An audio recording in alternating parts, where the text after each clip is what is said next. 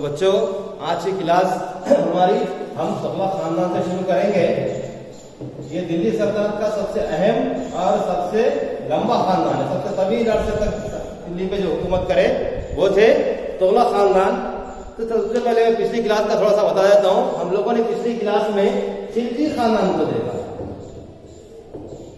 खिलजी खानदान का जो आखिरी फरमानरवा था कुतुबुद्दीन मुबारक शाह, उसको उसका गुलाम खुसरू शाह ने कत्ल कर दिया था और खुसरू शाह को गाजी मलिक कत्ल कर देता है। और गाजी मलिक ही आगे चलकर 1320 में गयासुद्दीन तुगलक के नाम से खानदान तुगलक या तुगलक सल्तनत की बुनियाद डालता है। तो चलिए हम देखते हैं तुगलक खानदान। तो ये दौर रहा 1320 था 1414 तक, जिसका बानी था गयासुद्दीन तुगलक,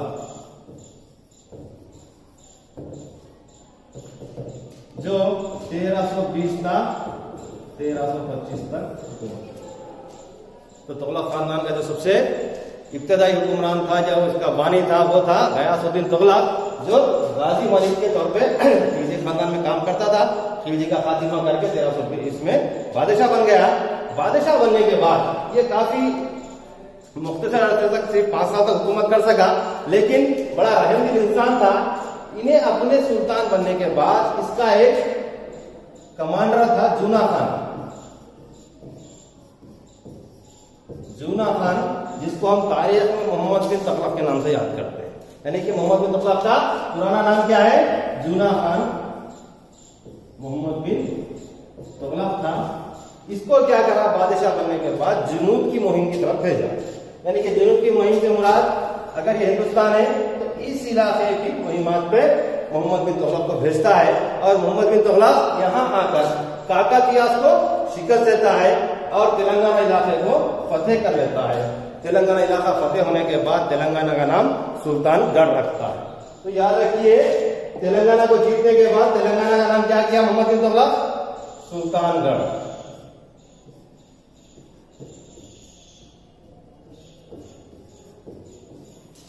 सुल्तानगढ़ रखता है। यहाँ से बहुत सारा माल गनीमत, कोहिनूर हीरा वगैरह लेके वापस दिल्ली को आता है।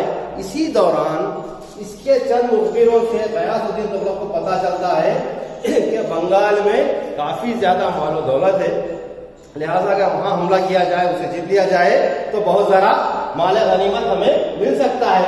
इसीलिए दिल्ली से क्या करता गयासुद्दीन तुगलक हमला करता है बंगाल पे। बंगाल से हमला करने के बाद यहाँ पर कुछ मिलता नहीं है और वो जीत कर वापिस आता है। जीत तो जाता है, लेकिन खत्लो गारतगिरी के बाद भी वहां पर कुछ ज्यादा माल और सरमाया नहीं मिलता। जबकि जूना खान काकतीयास को हरा के यहाँ से बहुत ज्यादा माल गनीमत लेकर आता है। आते आते गयासुद्दीन अपने कमांडर को कहता है कि हम बंगाल से आ रहे हैं, हमारे लिए रात में रुकने का इंतजाम करो। तो यूपी के एक जगह पर, यूपी के एक मुकाम पर मोहम्मद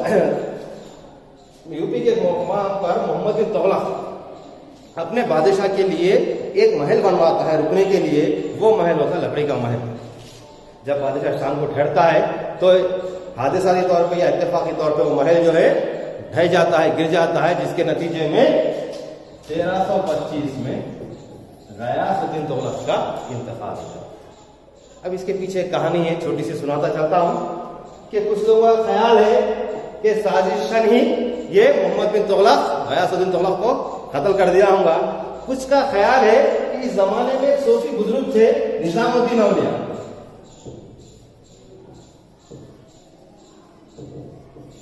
जब हम खिलजी को पढ़ रहे थे तो खिलजी क्या किया, तमाम इख्तियारों से अपनी जमीन वापस लेके खालसे बन गया। तो इसी तरह खिलजी अगर था निजामुद्दीन औलिया के पास ये बयान भेजता कि जमीन वापस कर दो। निजामुद्दीन औलिया बोलते मैं नहीं करता हूँ वापस, आपको जो करना है कर लीजिए। अब खिलजी को उसके वजीर समझाते हैं कि भाई मजहबी मामला में दखलंदाजी मत करो, वो बड़े सूफी बुजुर्ग के, लिहाजा उनके नाम पर मत जाओ, छोड़ दो। खिलजी छोड़ देता। लेकिन जब गयासुद्दीन तुगलक वापिस आ जाता, बंगाल से कुछ मिलता नहीं उसको, उसके जहन में आता है कि निजामुद्दीन औलिया के पास बहुत सारी दौलत है, क्योंकि उनकी जमीन उनके पास इसका टैक्स का पैसा है, लिहाजा उनसे वो मैं लेके चल जाऊं ताकि एक जो उसका कमांडर जीत के लाया उसकी बराबरी तो कर सकते। जिसके नतीजे में निजामुद्दीन औलिया के पास खासिद को भेजता है कि हम दिल्ली आ रहे हैं, लिहाजा हम आए तक आप हिसाब किताब और हमें जितना पैसा आने का है वो तैयार रखो। तो उस वक्त निजामुद्दीन औलिया का कौल है जो आजकल हम इस्तेमाल करते हैं, कोई अगर चीज नहीं होने वाली है, दुश्वार है, जो नहीं हो सकती, उसके लिए हम बोलते हैं कि दिल्ली अभी दूर है। तो तारीख में जुमला पहली बार हजरत निजामुद्दीन औलिया ने ही इस्तेमाल किया था कि जब गयासुद्दीन तुगलक ये बोलता है कि आप पैसा वगैरह हिसाब किताब जमा करके रखिए, हम लेने आ रहे हैं, तो उसको कहते हैं कि ठीक है बाबा आ जाओ, दिल्ली अभी दूर है। तो ये इनका ये जो कौल होता है, इसके बाद तो बेचारा दिल्ली पहुंचता ही नहीं, यूपी में ही मर जाता। तो इसलिए लोगों का ख्याल है कि हो सकता निजामुद्दीन औलिया को पहले से इल्म था होगा या उनकी बदुआ लगी होंगी जिसकी वजह से ये मर गया।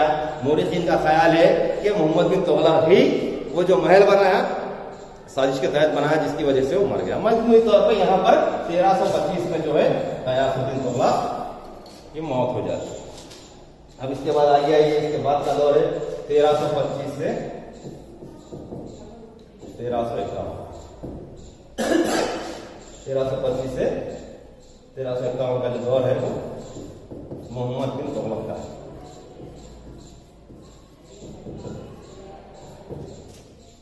ये तारीख हिंद का या सलातिन दिल्ली का सबसे बेहतरीन हुक्मरान। इन्हें जो कामा करा वो कोई नहीं कर सकता। अब कुछ लोग इसको पागल बोलते हैं, बर्नी बोलता इसके इंतकाल के बाद, बर्नी एक बहुत बड़े मोरिख थे, वो बोलते हैं कि इसके इंतकाल के बाद बादशाह को रियाया से और रियाया को बादशाह से छुटकारा मिल गया।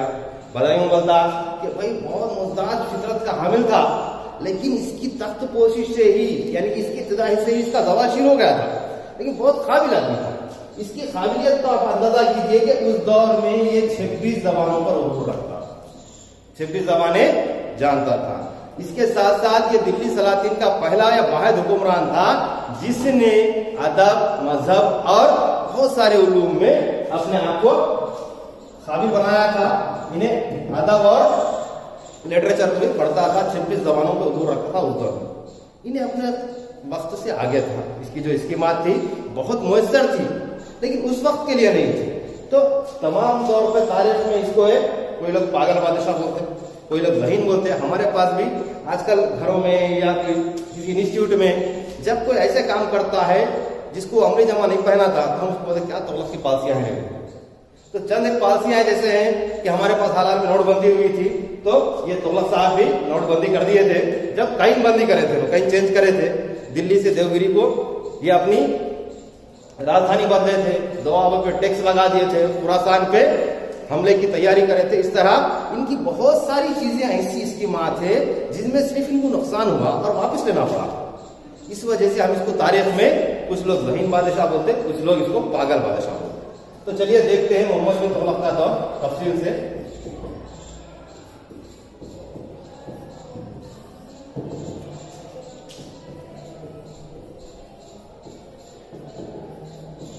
मोहम्मद बिन बादशाह बनने के बाद इसने जो सबसे पहला काम किया वो किया 1327 में दारुल खिलाफे को चेंज किया। दारुल खिलाफा यानी कि राजधानी, अपनी राजधानी जो दिल्ली थी उसका यह ख्याल था कि दिल्ली सेंटर में नहीं है, जिसकी वजह से पूरे हिंदुस्तान को कंट्रोल नहीं कर पा। राजधानी से तो सेंटर में होना चाहिए। तो महाराष्ट्र में एक इलाका है देवगिरी, वो क्या करा देवगिरी में कर, दिल्ली से क्या करा देवगिरी को राजधानी चेंज करा। दिल्ली से देवगिरी का जो फासला है तकरीबन 1500 किलोमीटर। दिल्ली से देवगिरी का फासला 1500 किलोमीटर है, जिसके तहत हमारे पास अरावली, विंध्या, अजंता के पर्वत आते हैं, नर्मदा ताप्ती की दरियाएं बहती हैं। इस तरह बहुत से हालात है जिसको हम तफसील से जिक्र करते हैं कि किन हालात की वजह से लोग किन हालात का सामना करते हुए दिल्ली से देवगिरी आए। इन्हें इसको बाद में चेंज करके देवगिरी का नाम दौलताबाद, देखते हैं किस तरह का। तो दिल्ली से क्या किया इन्हें, दिल्ली से देवगिरी तक अपनी दारुल खिलाफा को या सदर मकाम को चेंज किया, जिसका नतीजा ये हुआ कि पूरे के पूरे शाही महल के साथ, पूरी अवाम के साथ जब दिल्ली से देवगिरी तक का सफर हुआ जो करीब 1500 किलोमीटर का था, और मई के महीने में ये हिजरत हुई, यानी कि मई के महीने में महाराष्ट्र यानी कि दक्कन के साथ मुर्दाबाद में जो है ना गर्मी ज्यादा होती, और दिल्ली जो है सर्द मुकाम है, तो कई लोग बीमारी से मर गए, कई लोग थकावट से मर गए, कुछ लोगों को रहजनों ने या चोरों ने लूट लिया। जब वो दिल्ली से देवगिरी पहुंचा तो मालो असबाब के साथ जब यहाँ पहुंचा तो यहाँ की गर्मी, यहाँ के हालात उसको समझ में नहीं आए, जिसका नतीजा ये हुआ कि देवगिरी आने के बाद देवगिरी का नाम बदल के इन्हें दौलताबाद रखा। देवगिरी का नाम दौलताबाद रखा। लेकिन जब यहाँ के हालात इसको समझ में नहीं आए, फिर हुक्म दिया कि वापिस चलो। तो बेचारे ऑलरेडी पहाड़ा, दरियाएं, गर्मी की सोहबतें बर्दाश्त करते हुए यहाँ आए। फिर यहाँ से इनको दिल्ली वापस ले गया। फिर सफर की मुसीबतों से कई लोग लुट गए, कई लोग मर गए, जिसके नतीजे में ये इसकी जो फैसला था वो गलत साबित हुआ, जिसको हम लोग बोलते हैं तुगलकी फरमान या तुगलकी फैसला। तो ये था राजधानी की तब्दीली, जिसको क्या किया उन्हें, दिल्ली से देवगिरी, देवगिरी से फिर दिल्ली, दिल्ली से देवगिरी आने के बाद इसका नाम बदल क्या रखा, दौलताबाद रखा। अब इसके बाद इसका अगला फरमान देखते हैं, टोकन करेंसी। उस जमाने में हम पढ़े, टका होता था, चांदी का सिक्का होता था। तो ये साहब को सोच है कि भाई चांदी जो है महंगी दात है, लिहाजा हम चांदी मिलना ही मुश्किल है, हम इसको क्या करते हैं, तांबे के सिक्के ढालते हैं। जिसके नतीजे में लोग तांबे के सिक्के ढाले और उसका वैल्यू चांदी के सिक्के के तौर पर। तो कोई भी दुकानदार भाई तांबे की चीज चांदी के भाव में क्यों लेगा। नतीजा ये हुआ कि दिल्ली के सौदागर तो बादशाह सलामत के डर से ले रहे थे, लेकिन जो बैरूनी सौदागर आए थे वो लोग इसको कबूल करने से इनकार कर दिए, क्योंकि तांबे बड़ी सस्ती चीज होती है और हिंदुस्तान में डुप्लीकेटिंग के लोग माहिर है। 2000 के नोट में डुप्लीकेट हो जाती, ये तो बेचारा तांबे का सिक्का था। तो जमाने के सुनार सोचे कि अदनी सी चीज है कि अगर फॉर एग्जाम्पल आज की तारीख में तांबे का वैल्यू 200 रुपए है तो चांदी का 800 रुपए, यानी कि हम तांबे पे एक सिक्की मोहर मार लिए, सांचा बना के डुप्लीकेट, तो 200 का वैल्यू तो क्या हो रहा, 800 हो जा रहा। हमारे होशियार लोग घरों में सुनाना शुरू हो गए, पूरी डुप्लीकेटिंग। तो तांबे के सिक्के हर सुनार के घर में पड़ने लगे। बादशाह सलामत को ये मालूम होने, ये तो गड़बड़ हो जा रही, एक तो बाहर वाले ले रहे नहीं, दूसरा अपने पास रोज से ज्यादा छाप, लिहाजा पूरे सिक्के वापिस, पहले राजधानी वापिस, अब सिक्के वापिस। इसका नतीजा ये हुआ कि तांबे के सिक्कों की जगह चांदी के सिक्के वापिस करने का ऐलान किया गया है। तो बदौया लिखता है बेचारा कि दौलताबाद की सड़कों पे तांबे के सिक्कों के ढेर लगे, यानी उतने सिक्के छाप दिए थे लोग घर में, जिनको चांदी के बराबर है वापिस करे। वापिस करने में हुकूमत खजाना खाली हो गया। क्या हुआ, खजाना खाली हुआ। यहाँ भी इनका जो फैसला था वो गैर कारगर साबित हुआ, लोगों के लिए और खुद के लिए भी परेशानी का बात। अब खजाना खाली होगा, अब खजाने को भरना कैसा। तो दोआब, जो गंगा का जो मैदान है दोआबा, ये काफी जरखेज एरिया है हिंदुस्तान का। यूपी बिहार जिस इलाके में पड़ता है, यानी कि गंगा जिस इलाके से जाती है, इस इलाके को हम गंगा का मैदान कहते हैं।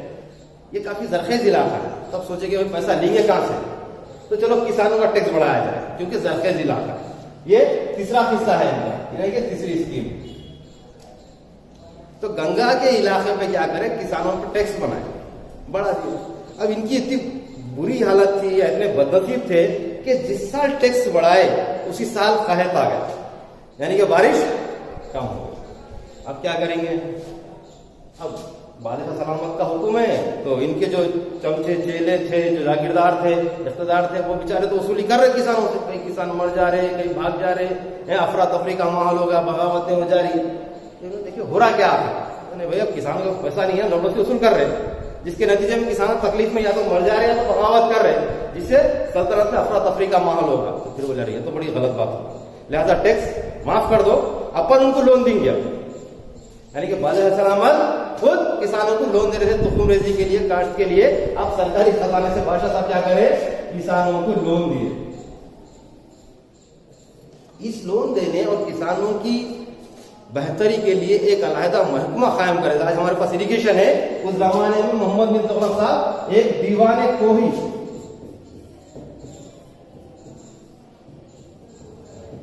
ये महकमा कायम करे सिर्फ किसानों के लिए।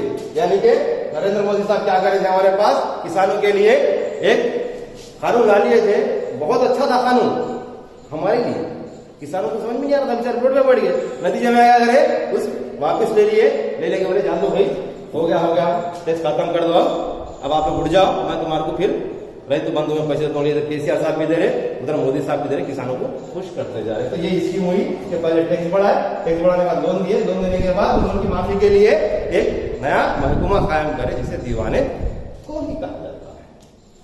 अब कितने हो गए? 3 हो गए इनके हिस्से। अब जिसका चौथा हिस्सा बड़ा मजेदार है। खुरासान एक मुकाम है, खुरासान। अगर हिंदुस्तान के नक्शे में देखते हैं आप लोग तो हिंदुस्तान के बाद पाकिस्तान, पाकिस्तान के बाद अफगानिस्तान, अफगानिस्तान के बाद ईरान। तो ईरान का एक इलाका है, इसको समझ में आना कि भाई अपने पास तो दौलत नहीं है लेकिन उस इलाके में ज्यादा दौलत है, लिहाजा उससे जंग लड़ी जाए। पहले अपने हालात नहीं सुधर रहे, अपन उससे लड़ेंगे बोल के नतीजे में फौज को जमा करे। उस जमाने में 3 लाख की फौज जमा हो। अब भाई फौज भागना नहीं बल्कि फौज को 1 महीने का एडवांस दिया गया, 1 साल का एडवांस दिया गया। फौज को क्या करे? पहले अपना खजाना खा लिए, अपन दर बदर के मारा खा के है, लेकिन इन्हें इंतजाम था, इन्हें आगे की सोचता था। तो क्या करा? 1 साल की तनख्वाह एडवांस दिया, देके उनको खिलाते पिलाते बैंकरों में रखना शुरू करा। भाई अब कभी भी जंग हो सकती, तैयार हो। अब बेचारे अपने तलवार चूरियां तेज कर लेना, रोज कब जाके वो तो होंगी होंगी होंगी, ठहरो। इस तरह 1 साल गुजर गया, खिला पिला के पैसे देना, 1 साल गुजर गया। 1 साल गुजरने के बाद जिससे लड़ने का था उसको, उससे दोस्ती कर लिया। अभी फौज कौन बढ़ती, लिहाजा फौज बगावत की तरफ आ गई। खैर वो बगावत हम निपटा नतीजे में ये भी हिस्सा इसका फेल होगा। इन फरामीन की वजह से हम तुगलक को तारीख में पागल बादशाह कहते हैं, लेकिन पागल नहीं था ये अपने वक्त से आगे था। इसलिए जो सबसे बड़ी गलती करा वो ये कि किसी से मशवरा नहीं करता।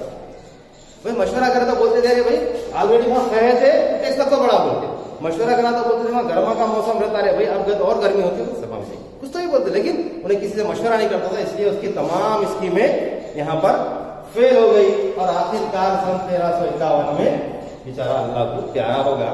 अल्लाह को प्यारा होने के बाद बर्नी एक मुरीद है, बर्नी में लिखता है कि आज बादशाह को रियाया से और रिया को बादशाह से छुटकारा मिल गया। बादशाह जितनी चीजें करा रियाया के लिए, रियाया जितना सुनी तकलीफा उठाई बर्दाश्त करी वो बादशाह के लिए। जब बादशाह मर गया, इंतकाल हो गया, तो आज बादशाह को रियाया से और रियाया को बादशाह से छुटकारा मिल गया। उसके अलावा कई मोरिख हैं जो लिखते हैं, जरा बदरी मन लिखता है कि इसकी शख्सियत थी, इसकी फितरत ही जो थी ना बहुत आगे की थी, इसीलिए इसकी इब्तिदा से इसका ज़वाल शुरू हो गया था।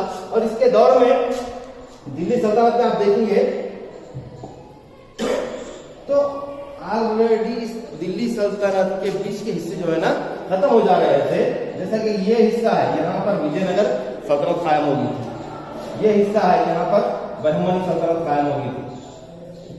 हरिहरा बुका ने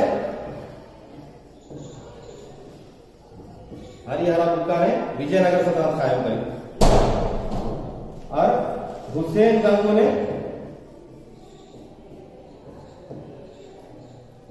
बहमनी सल्तनत कायम करी। तो इस तरह इसके दौर में बगावतें हो रही थी, लोग आजाद हो रहे थे, यानी कि इसकी पॉलिसियों से, इसकी हरकतों से तमाम चीजें जो है ना तुगलक खानदान की बिगड़ने लगी थी। इसके बाद आता है बहुत अहम बादशाह, ये था तुगलक, जो बेचारा अपनी नाकामियों से या नाकाम स्कीमों की वजह से तारीख में एक अहम मुकाम रखता है। इसके बाद बहुत अहम आदमी आता है फिरोज शाह तुगलक,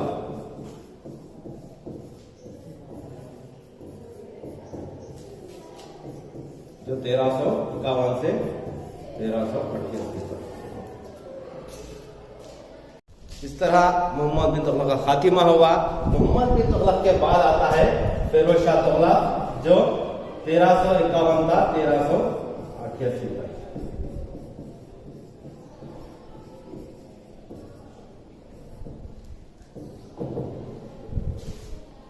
इसका जो शिजरा है ये एक ब्राह्मण औरत का बेटा था और ये तारीख सलातीन दिल्ली का वो वाहिद हुक्मरान है जिसने ब्राह्मणों पे जजिया लगाया। हम पहले पढ़े थे कि जजिया टैक्स 5 लोगों पे नहीं होता है, जिसमें एक ब्राह्मण थे, लेकिन ये बेचारा ब्राह्मणों पे जजिया लगाया। लेकिन इसने हिंदुस्तान में पहली बार आबपाशी को फरोग दिया। आबपाशी यानी कि नहरों का जाल बिछाया। हिंदुस्तान में अगर कोई नहरों का जाल बिछाया है तो वो है फिरोज शाह तुगलक। इसने पूरे हिंदुस्तान में नहर का जाल बिछा दिया था ताकि किसानों को फसलें अच्छी हो सके। चूंकि इन्हें नहरों में पैसा खर्च करा था, इसलिए इसने हिंदुस्तान में पहली बार ज़राअत पे टैक्स लगाया, जिसे हम कहते हैं आबपाशी टैक्स। पानी के लिए ये टैक्स लेता था, क्योंकि कई ये नहरें, बड़ी बड़ी नहरें खुदवाया था, जिससे पानी किसानों की जमीन तक जाता था, जमीन सैराब होती थी और किसानों को काफी ज्यादा फायदा होता था। इसलिए फिरोज शाह तुगलक को पहला आदमी है जिसने आबपाशी टैक्स लगवाया। इसके बाद तकरीबन 200 शहर बसाया, 200 शहर बसाया, 1500 बागात। आज भी इसके बागात आपको नॉर्थ इंडिया में यानी शुमाली हिंद की तरफ देखने को मिलते हैं कि 200 बड़े बड़े शहर बसाया इन्हें और 1500 बागात लगवाया। इसके साथ साथ कई एक फलाही स्कीमात किया, जैसे कि फ्री में इलाज, उसके लिए एक इदारा था दारुल शिफा, जहां पर गरीबों मिस्किनों का फ्री में इलाज होता है। मोरिखीन के मुताबिक इसके पास 1,80,000 नौकर थे। ये बागों की शहरों को देखने के लिए 1,80,000 नौकर थे। उन 1,80,000 नौकरों की देखभाल के लिए एक डिपार्टमेंट बनाया था। बाकी चीजों को देखने के लिए नौकरों को देखने के लिए भी एक डिपार्टमेंट बनाया था, जिसे दीवाने बंदागान कहते हैं, जिसे दीवाने बंदागान कहते थे।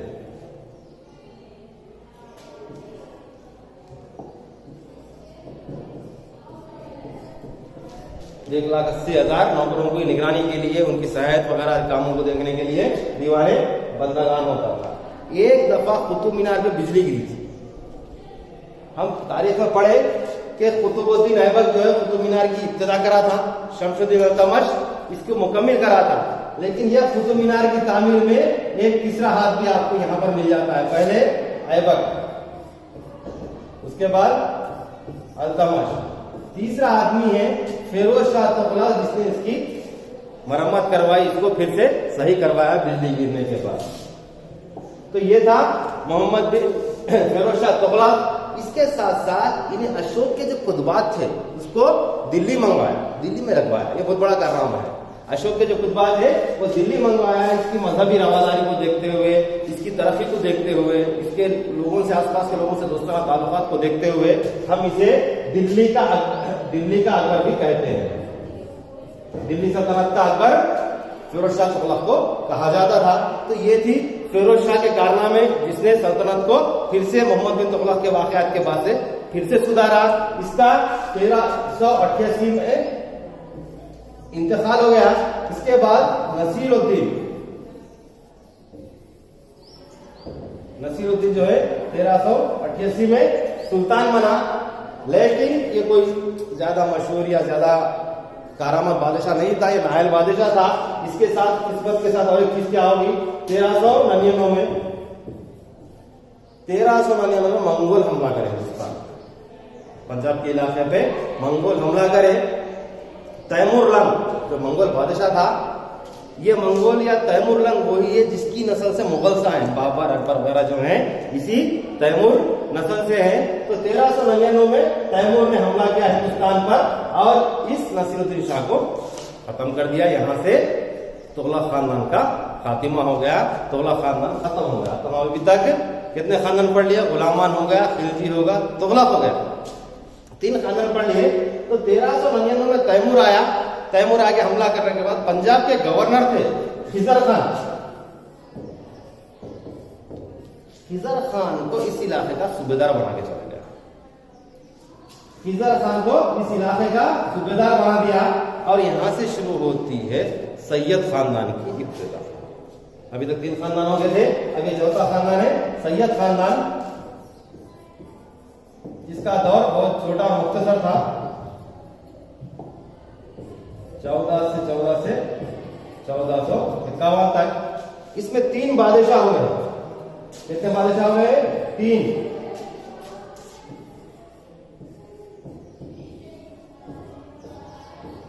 खिजर खान, मुबारक शाह,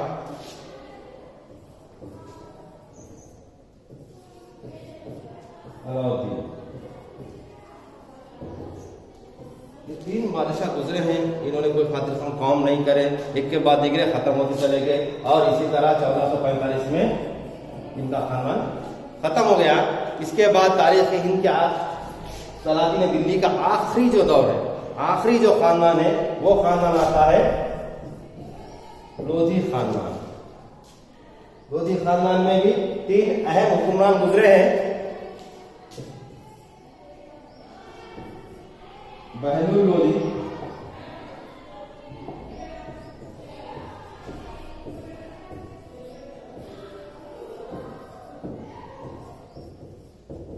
सिकंदर लोधी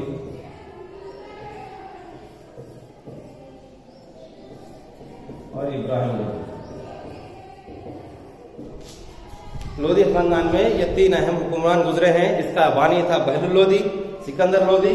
सिकंदर लोधी के साथ एक आगरा शहर जिसने बसाया वो था सिकंदर लोधी। और सलातीन दिल्ली का जो आखिरी हुक्मरान था वो था इब्राहिम लोधी। इब्राहिम लोधी के साथ पहली पानीपत की जो जंग है 1526 में फरगना का शहजादा बाबर आया हिंदुस्तान, आके इब्राहिम लोधी के साथ जंग करा और 1526 की जो पहली पानीपत की जंग है इसमें इब्राहिम लोधी मारा गया और 1526 में सलातीन दिल्ली का खात्मा हो गया। इस तरह हम इन 5 खानदानों को देखें। 5 खानदानों में जंग में मरने वाला सिर्फ एक ही बादशाह सुल्तान था, वो था इब्राहिम लोधी। बाकी किसी को चचा मार दिया, किसी को कोई ससुरे को मार दिया, कोई दामाद को मार दिया, कोई लकड़ियां गिर के मर गए हैं, कोई चौगान खेलते खेलते मर गया। जंग में लड़ते हुए मरने वाला वाहिद बादशाह था इब्राहिम लोधी। पूरी दिल्ली सल्तनत में एक ही एक बादशाह था, वो जंग में लड़ते हुए मारा गया और इसको हराने वाला था शेख ज़हीरुद्दीन मोहम्मद बाबर, जो फरगना का था। और बाबर के आने से हिंदुस्तान की तारीख में एक नए दौर का आगाज होता है जिसे हम मुगलिया दौर या मुगलिया खानदान कहते हैं। तो ये था सलातीन दिल्ली। मेरी उम्मीद है कि आप लोगों को समझ में आया होगा। इसको पढ़िए, इसको समझिए, फिर आगे मैं आप लोगों को इसके बकाया हिस्से पढ़ाता हूं। लेकिन एक चीज है, आप लोगों की ख्वाहिशात, आप लोगों की जितनी मुझे कमेंट्स आ रही हैं उससे ये बोल सकता हूं कि आने वाली क्लासेस में मैं आप लोगों को जीएस की क्लासेस स्पेशलाइज तौर पे रिकॉर्ड करके भेजूंगा। क्योंकि ये क्लासेस है, इसमें जीएस बच्चों को फिर प्रॉब्लम होता है, तो मैं इंशाल्लाह अगली बार से आप लोगों को जीएस के स्पेशली क्लासेस आप लोगों को रिकॉर्ड करके भेजता हूं। जब तक के लिए अल्लाह हाफिज।